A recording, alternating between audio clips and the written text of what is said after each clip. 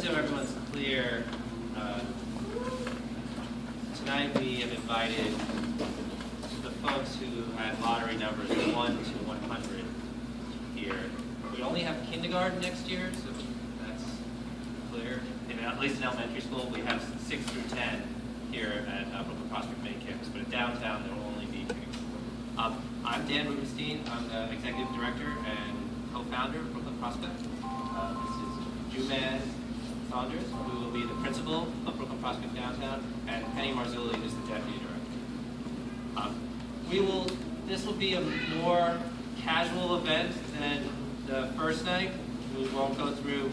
We'll have a little bit of a formal presentation, Daddy, look. and then we'll spend a lot of time taking your questions. And I'm sure there's a lot of things that you have questions about, and we'll talk a little bit about the timeline and how things are progressing, and so on. How many people came to the initial information night? Okay, so not as many as I would have expected. Okay, great.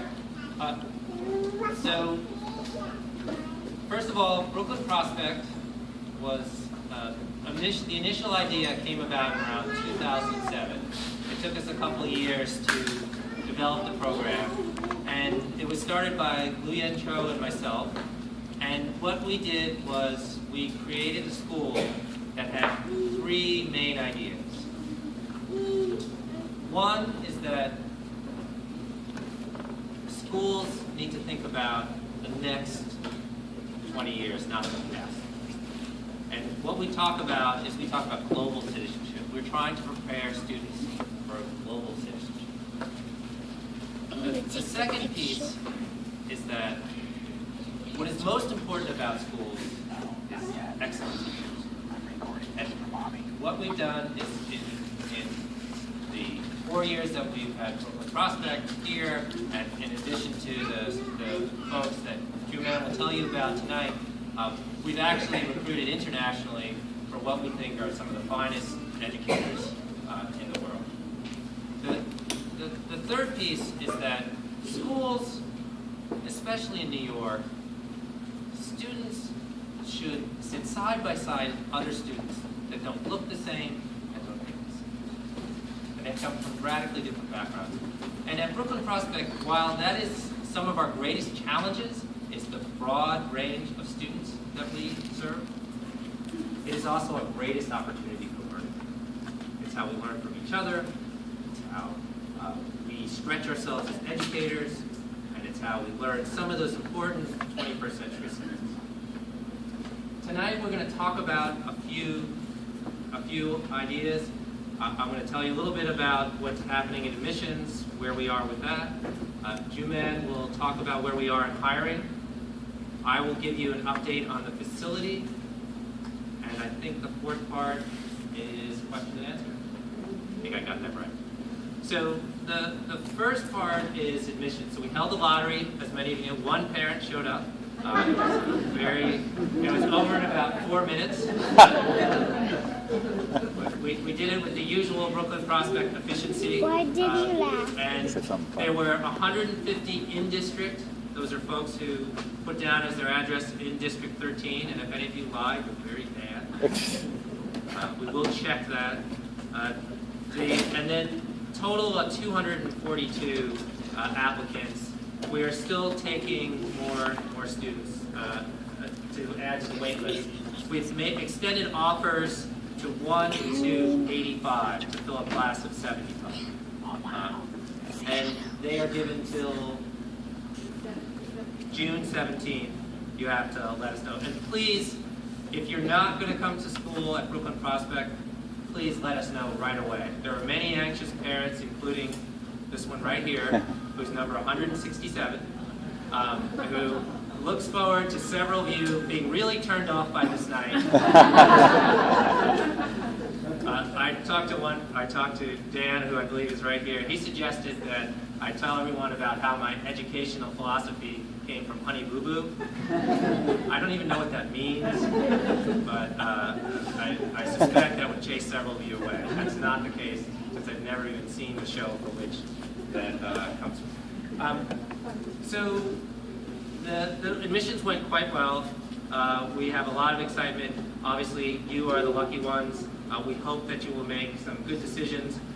I hope that tonight you will not only talk to us, but spend some time talking to each other. As many of you know, or I have an older child who's in 2nd grade, the early childhood years are such a great time to get to know other families because you're doing drop-off every day. You're going to drop off right in the kindergarten room, and you'll get to know many of your peers, and it's really a wonderful time to establish a peer group for which you'll have play dates and so on and so forth. So we hope that as one of your to-dos tonight, you walk out of here with some contact info for someone you didn't know before you came here. As I mentioned before, the hiring is going quite well. I'm going to turn it over to Juman to give you an update on how we're doing with the hiring and a little bit about the current folks that we've signed and what the process is past them. Thanks, man. So, first of all, welcome everyone. It's good to see you. So we have hired our 3 lead teachers.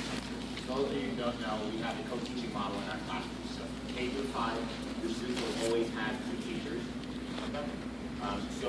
My first priority was kind of hiring the lead teachers who I really thought are going to be our anchor for our kindergarten grade for the first year. So I'm going to share a little bit about them with you. Their bios are also up on the Brooklyn Classmates website. So you can feel free to go there and look up a little bit more about them and who they are. One of our lead teachers next year is Falake Akinard. And Falake has over 10 years teaching experience. We consider a literacy specialist. She's obviously got experience, highly regarded in her field. She's going to be leading one of the kindergarten classes next year. We're really excited about her, just because of her experience and what she's shown throughout her career as a lead teacher. So we've got teachers with only the amount of funds we get from 75 kids. Okay? But I've been twisting arms and staying on people, and I think we have an amazing set of resident candidates. So far I've hired one woman who will be a resident and hopefully take over either kindergarten or first grade next year. Her name is Liana Rosenthal. She has 3 years experience. One was in the student teaching area, the other 2 were with Nest, which is the gifted and talented school in downtown Manhattan. And so she's coming over to us. She's been a 4th grade teaching assistant there for the last 2 years. Again, awesome, great, very, very skilled math instructor. The 3 lead teachers, their bios are up on the website. You can find out more about them and some of their philosophy, and we'll make them available to you as time goes on. So I'll do a little bit about the facility, and I did also want Juman to talk a little bit about where we are in terms of programmatic planning, some of the actual day-to-day portions. So we'll do that in a little bit. But before, I just had a couple of ideas about what to show you.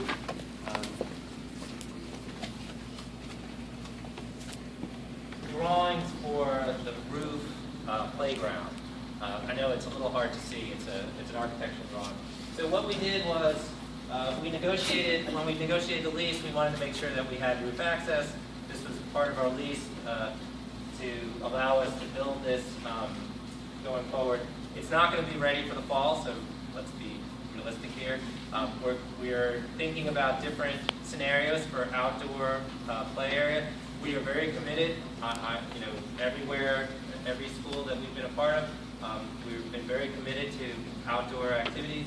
Place, which is a park that is developing just down the street. It's a city project. Those things take some time. I'm not sure when that'll be done. And then also we're looking into some other possibilities in the neighborhood. But this is the one that we have the most control over. So this is the 8th floor, and the 8th floor will be the floor that has post-kindergarten and first grade. And then I'll show you the layout of the first floor. It doesn't look like this right now, but it will. The architect and the builder on this project, they're the same group that's, unfortunately there's a 63-story building going there, but at least for a few years it is the most, it is one of the most well-lit spaces that a school could possibly have. So These will be the, I think these three will probably be the 3 kindergarten classrooms. They're nice big spaces, anywhere between 600 and 700 square foot, which is a large classroom. This will be a teaching storage area, and then, a teacher resource area. And then Juman will be located, and his team will be located up here. And when I'm on campus, I'll either be in this space or in the spare classroom. We're going to have a slightly larger class. It will be 75. It will be 3 sections. Every year after that, there will only be 2 sections. Yeah, kids. Well, they're coming in kindergarten.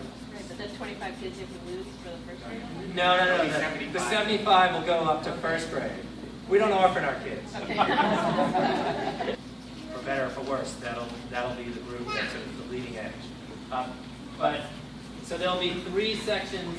So the following year, there'll be 3 sections of first grade and 2 sections of kindergarten, all on this 8th floor.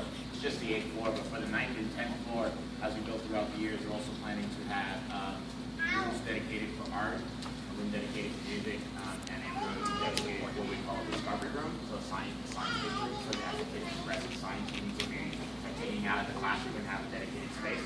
So it's a beautiful building. It's a ton of space. We're truly lucky and blessed. Dan worked a real miracle. When he took me there the first time, I could not believe that was where we're going to be next year. It's great space. I know. So I also have a student who's entering kindergarten next year, and I have a son who's 3 as well. So being an educator, I know there's always questions about which programs will you run, which, Singapore Math is in Turk, whatever. And I purposely wanted to talk about our faculty first, because one of the things that I always want to re-emphasize is that it's the people, not the programs, that matter to school. I used to evaluate programs, which is what I did at Calvin for a long time, and it was basically every program has its pros and cons, and it's really how the people who are executing it in the classroom and reflecting on the assessment from that program that make a difference about success in school. Okay, so different things we'll see. Wellness PE is an opportunity for kids to play, have fun, and do a little bit, but under like a structured way of doing it. So not recess, not totally like just go have at it, but actually, maybe setting up games that reinforce the skills, social emotional skills, such as sharing or team or working together, whatever it may be.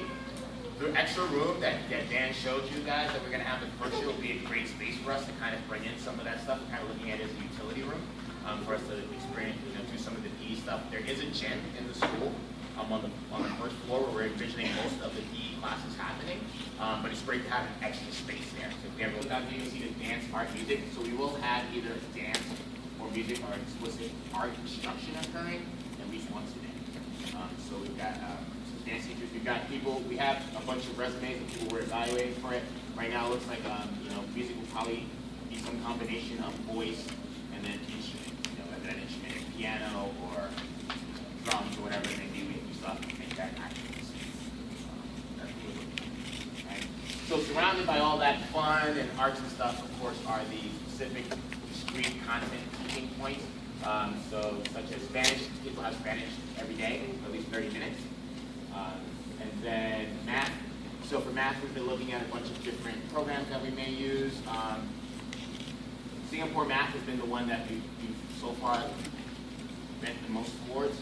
However, we're really trying to really wait until we get all of the teachers together in one room to have a really in-depth conversation about whether or not that is going to be. Then there is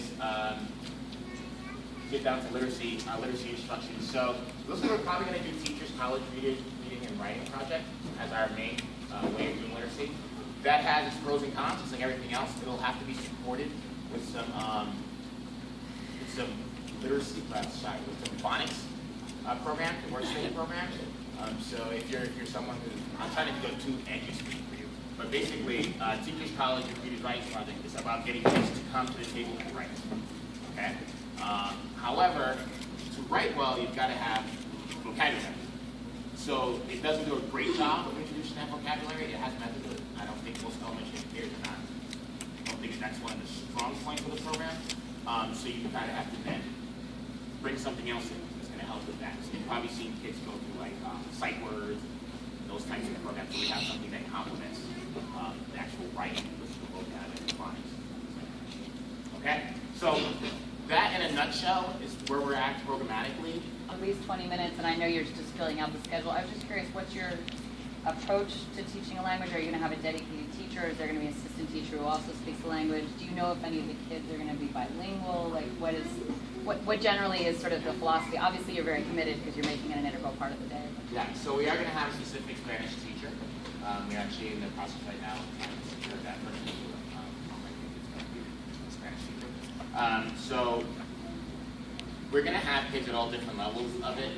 The way that I've seen Spanish done for kindergarten has been very much an immersion piece. In other words, once the teacher Spanish teacher comes in, they're only speaking Spanish to the kids, and of course some kids are going to be able to understand and other kids aren't. So it's up to the teacher to really differentiate with their body language, facial expressions, cue cards to help the kids bring all the kids to the same spot or the same place, with a couple of months, whatever it may be.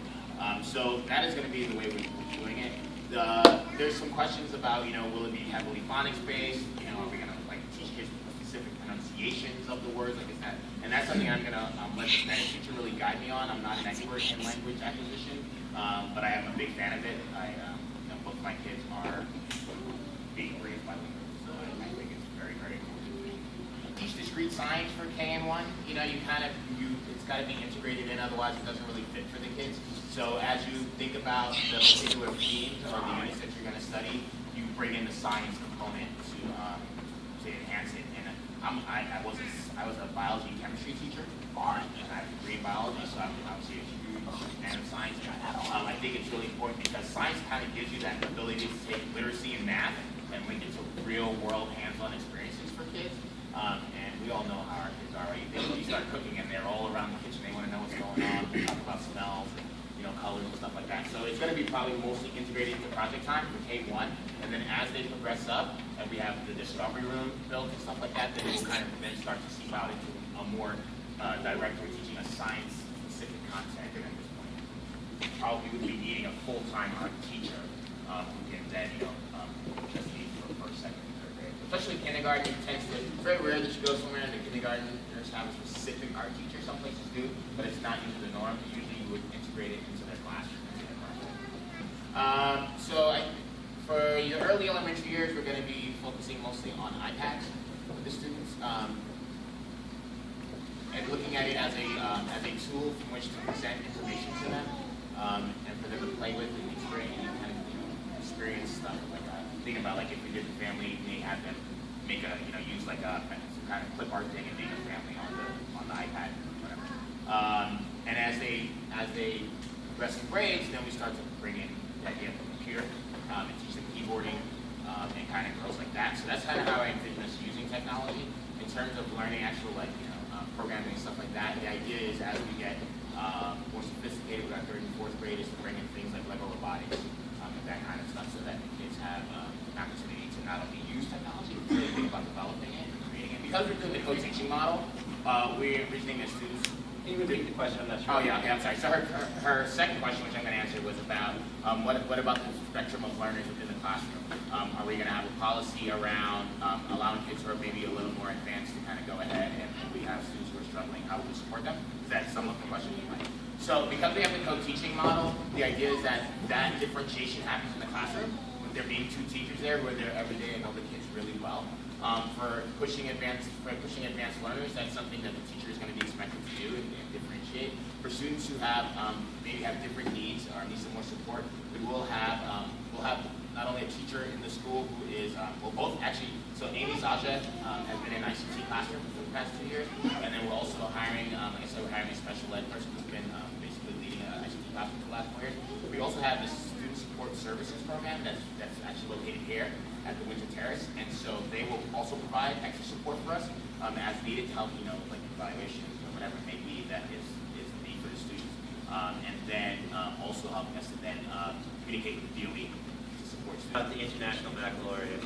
So here at Windsor, at the House of Windsor here, we are in the process of being authorized for both what's called the middle years program, so that's International Baccalaureate for grades 6 through 10, and the diploma program, which is the 11th through 12th grade. If you've ever heard of the IB, the first thing you've heard about is the diploma program, which is really, in the 11th and 12th grade, which is really the gold standard. It is a comprehensive curriculum and program that gives all the students a series of assessments and an IB diploma. In the middle years and also in the elementary, what they call the primary years program, K to 5, the IB is more about an approach to learning than it is a discrete curriculum. And what it requires us to do is to encourage students to be globally focused, international learners that work together. They also require us to do units that are integrated units. So in our approaches to learning, there are a lot of what are called areas of interaction in International Baccalaureate speak. And what it forces us to do is think about how we're teaching more so than what we're teaching. It's really a wonderful approach to teach here.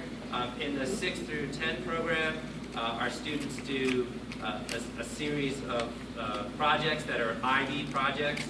They also have a different style of grading here in the middle and high school. It's a 7-point scale that's more based on their skill level rather than the A, B, C, D, E, F type grades. We won't have grades in kindergarten, so don't worry about that. It'll be narrative in the beginning. But the International Baccalaureate in the primary years, and we're not going to apply for the primary years program for a number of years, partly because we're just burnt out on IB up here, and we're ready to just pause on focusing on making the program great, and then we'll ultimately apply for the primary years program for the elementary school. So that's the technical term for a teacher who stays with the same group for a couple of years. So some of the teachers, and we'll negotiate this toward the end of the year, some will remain for a year.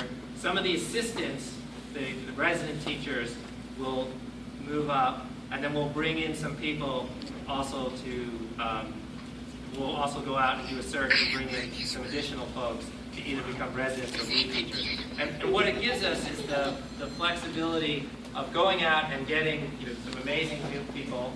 It also keeps the culture building process that we're going to establish. We do a whole series of bringing on folks when new faculty come on to become Brooklyn Prospect faculty. There's a whole process. It starts out with several days at a beach retreat. We get to know each other. They get to know what our mission and vision and what our expectations are, and then they start work in the middle of the summer, in the middle of August. There's many weeks that they'll be working with JUMAN on both the nuts and bolts of operating the elementary school. All of our new teachers do this. It's far beyond what I think they do at other schools, but we're excited to do that, and we feel that it's necessary to ensure that day one we're ready to hit the ground running. It's something we've done very well for the 4 years that we've run this school here, and we're confident we'll do that at the elementary. You didn't get in there, that's why you're here, and that's okay. It's a lottery there too, so it says nothing about you and nothing about us. Community Roots has been a longtime collaborator of ours. We have many of the same philosophy. Ali Kyle, who is the co-founder of Community Roots, and I have been collaborators for some time now. She was on the elementary planning team, the team that looked at how we were going to design the school, and we went over and looked at Community Roots program, a program that we have great respect for. They looked at us when they were looking at their middle school, and we supported them through that, and it's been a great partnership. We work on some other projects together as well, and Ali has supported JUMAN in his development as well, and we expect to continue that relationship as we go forward. We're excited to be a partner of theirs and only a few blocks away, so we think it's a great opportunity for both schools. In terms of successes in the middle and high school, it's been a terrific run, and we expect that to continue. This year, I think we had 1,400 applications for roughly 140 spots. I think that alone speaks to it. We had 37 sibling applications for 6th grade, so the families that are here are happy, and they're coming back, and they're telling their friends. We started our first year of high school. I think one of the things that we're finding challenging in the higher grades is that we are a small, intimate, nurturing place. And high school, you need breadth. You need to be able to offer, you need to be able to have varsity sports, and you need to be able to have some, AP, advanced chemistry, IB chemistry. You need to be able to have very specific programming. And that's a challenge for a school of our size. And that's something we're working on. But that's definitely a challenge that we've discovered, especially as we go up in the grades, and how to do that. I imagine by the time that this group, the class of 2026, hard to say, in 2022, by the time some of your students are entering high school, I think we probably would have figured out some of those things. But it's definitely a real issue for us right now.